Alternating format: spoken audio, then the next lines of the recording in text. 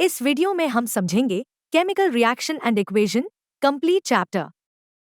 इस चैप्टर में following topics include हैं और उन सभी टॉपिक्स की टाइमलाइन डिस्क्रिप्शन में दे दी गई है। आप किसी भी टॉपिक को उसके टाइमलाइन के अकॉर्डिंग देख सकते हैं। तो चलिए इसे हम शुरू करते हैं।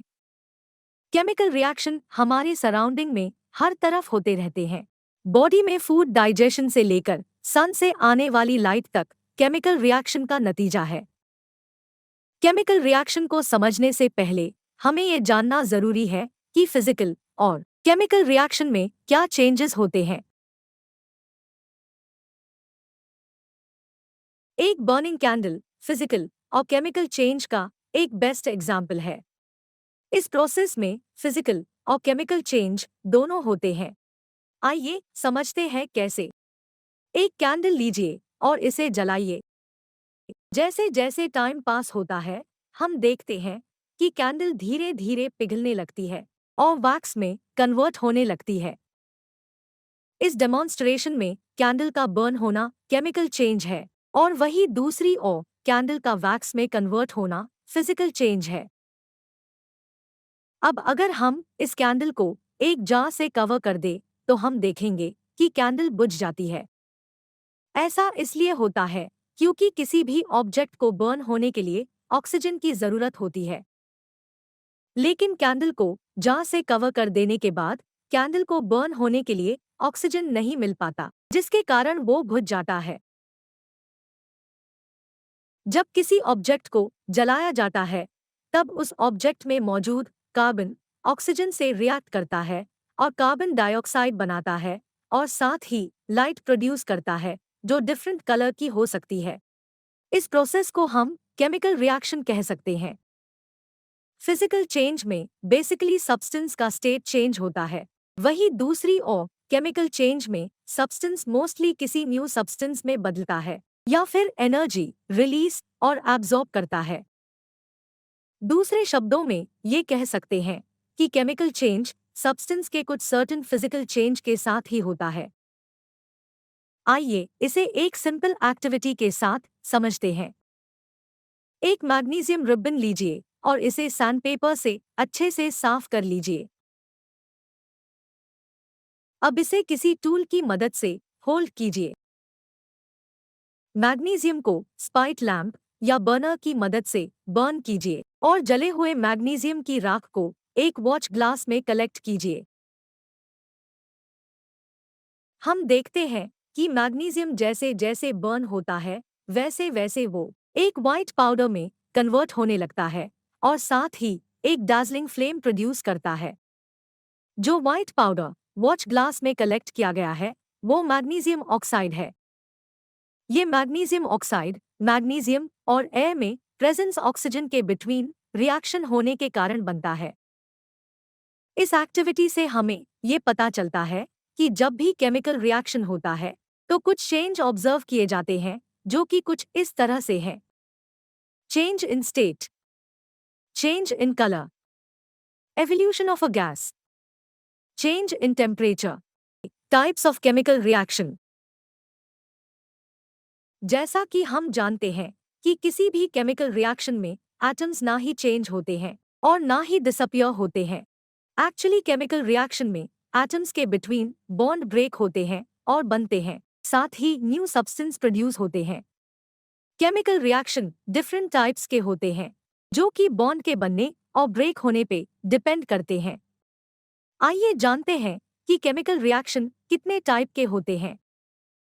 Different types of reactions are: first, combination reaction; second, decomposition reaction; third, displacement reaction; fourth, double displacement reaction; fifth, oxidation and reduction reaction।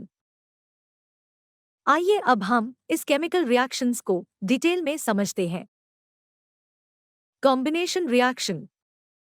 Combination reaction एक ऐसा केमिकल रिएक्शन है जिसमें एक एटम या मॉलिक्यूल किसी दूसरे एटम या मॉलिक्यूल से कंबाइन करता है और एक नया प्रोडक्ट बनाता है।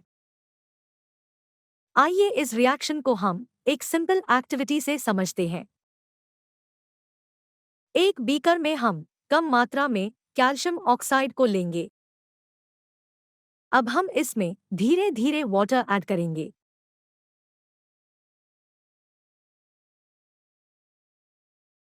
जब हम बीकर को टच करते हैं तब हम फील करते हैं कि बीकर का टेम्परेचर बढ़ चुका है। ऐसा इसलिए होता है क्योंकि कैल्शियम ऑक्साइड वाटर के साथ रिएक्ट करता है, कैल्शियम हाइड्रोक्साइड और हीट रिलीज करता है। इस रिएक्शन में कैल्शियम ऑक्साइड और वाटर कंबाइन करके एक सिंगल प्रोडक्ट कैल्शियम हाइड्रोक्साइड बनाते हैं। इस रिएक्शन को हम कॉम्बिनेशन रिएक्शन कहते हैं। Second, decomposition reaction.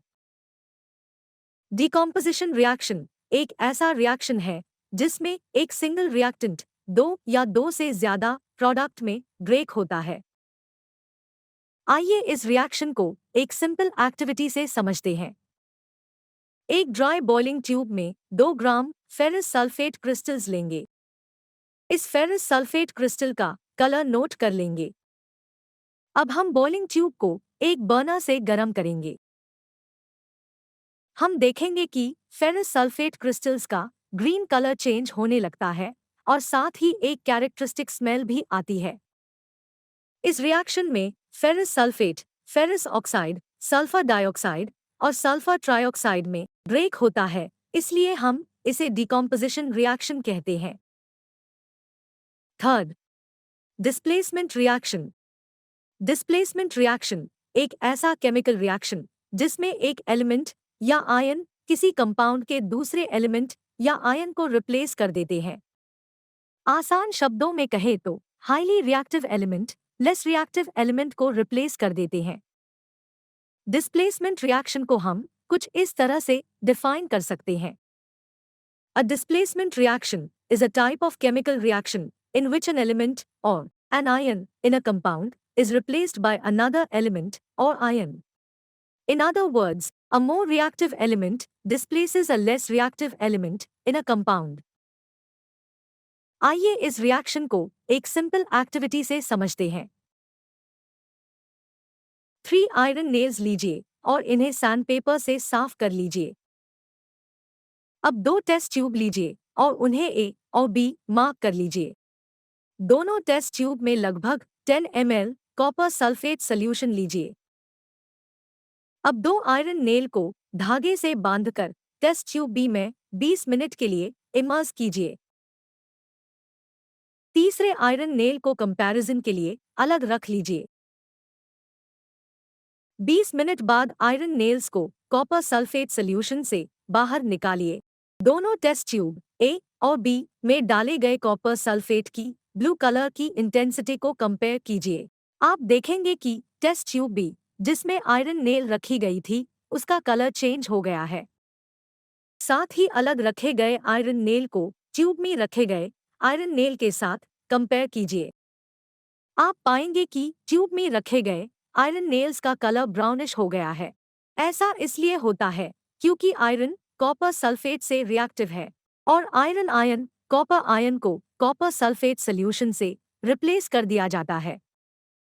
इसलिए इस रिएक्शन को डिस्प्लेसमेंट रिएक्शन कहते हैं। Double displacement reaction. एक टेस्ट ट्यूब में 3 ml सोडियम सल्फेट सॉल्यूशन लीजिए। एक दूसरे टेस्ट ट्यूब में 3 ml बेरियम क्लोराइड सॉल्यूशन लीजिए। अब दोनों सॉल्यूशन को मिक्स कीजिए। आप देखेंगे कि एक व्हाइट सब्सटेंस बनता है जो कि वाटर में इंसोल्यूबल होता है। इस इंसोल्यूबल सब्सटेंस को प्रेसिपिटेट कहते हैं। ऐसा इसलिए होता है क्योंकि सोडियम सल्फेट और बेरियम क्लोराइड मिलकर व्हाइट प्रेसिपिटेट बेरियम सल्फेट बनाते हैं और साथ ही दूसरा प्रोडक्ट सोडियम क्लोराइड बनता है। इस रिएक्शन में 2 आयन्स आपस में एक्सचेंज होते हैं, इसलिए इस रिएक्शन को हम डबल डिस्प्लेसमेंट रिएक्शन कहते हैं। Oxidation and reduction reaction. Oxidation एक ऐसा केमिकल रिएक्शन है जिसमें रिएक्टेंट ऑक्सीजन के साथ कंबाइन करके एक नया सब्सटेंस बनाते हैं। रिडक्शन एक ऐसा केमिकल रिएक्शन है जिसमें रिएक्टेंट हाइड्रोजन के साथ कंबाइन करता है और नया प्रोडक्ट बनाता है। आइए इन्हें सिंपल एक्टिविटी से समझते हैं। एक चाइना डिश में 1 ग्राम कॉपर पाउडर लीजिए और हीट सप्लाई कीजिए। आप देखेंगे कि कॉपर पाउडर के ऊपर एक ब्लैक कोटिंग डिपॉजिट होने लगती है, जो कि कॉपर ऑक्साइड है। इस रिएक्शन में कॉपर ऑक्सीजन के साथ कंबाइन करता है और कॉपर ऑक्साइड बनाता है। इसे हम ऑक्सीडेशन रिएक्शन कहते हैं। अब हम कॉपर ऑक्साइड में हाइड्रोजन गैस पास करेंगे। हम देखेंगे कि ब्लैक कोटिंग अब ब्राउन कलर में बदलने लगती है। ऐसा इसलिए होता है क्योंकि कॉपर ऑक्साइड हाइड्रोजन के साथ रिएक्ट करता है और ऑक्सीजन लूज करता है, वहीं दूसरी ओर हाइड्रोजन ऑक्सीजन के साथ कंबाइन करता है। इसे हम रिडक्शन रिएक्शन कहते हैं। कोरोजन और रैंसिडिटी। कोरोजन कोरोजन एक कॉमन फिनोमेना है जो हम अपने डेली लाइफ में ऑब्जर्व करते हैं। आपने ये नोटिस किया होगा कि कुछ ऑब्जेक्ट्स जो आयरन के बने होते हैं, टाइम के साथ उस ऑब्जेक्ट पे रेडिश ब्राउन कलर की लेयर बन जाती है। इस लेयर की फॉर्मेशन एक केमिकल प्रोसेस के कारण होती है जिसे हम रस्टिंग कहते हैं। रस्टिंग कोरोजन का ही एक फॉर्म है। कोरोजन एक ऐसा प्रोसेस है जिसमें रिफाइंड मेटल्स ज्यादा स्टेबल कंपाउंड में कन्वर्ट होते हैं, जैसे कि मेटल ऑक्साइड, मेटल सल्फाइड्स और मेटल हाइड्रोक्साइड्स। आयरन रस्टिंग के प्रोसेस में एटमॉस्फेरिक मॉइस्चर और ऑक्सीजन के साथ रिएक्ट करता है और आयरन ऑक्साइड बनाता है। अगर हम इस प्रोसेस के साइंस को समझें तो हमें पता चलता है कि ये एक स्पॉन्टेनियस इरिवर्सिबल प्रोसेस है जिसमें मेटल एक स्टेबल केमिकल कंपाउंड जैसे ऑक्साइड्स, सल्फाइड्स और हाइड्रोक्साइड्स में कन्वर्ट होता है। रैंसिडिटी रैंसिडिटी एक कंडीशन है जिसमें फैट्स और ऑयल का इनकम्प्लीट ऑक्सीडेशन और हाइड्रोलिसिस होता है, जिससे फूड या फूड रिलेटेड सब्सटेंस स्पॉइल हो जाता है, यानी कि खराब होने लगता है। रैंसिडिटी फूड को लाइट, एयर और मॉइस्चर में एक्सपोज करने पर होती है। रैंसिडिटी फूड में मिलने वाले फैट्स और ऑयल के ऑक्सीडेशन के कारण होता है, जिससे फूड में बैड स्मेल और बैड टेस्ट क्रिएट होता है। जब ऑक्सीजन, फैट और ऑयल से इंटरैक्ट करता है तो फूड की नॉर्मल कॉम्पोजिशन डैमेज हो जाती है, जिससे उसका टेस्ट और स्मेल चेंज हो जाता है और ऐसे फूड को खाने के लिए मना किया जाता है। Thanks for watching. If you like this video, please like and subscribe our channel.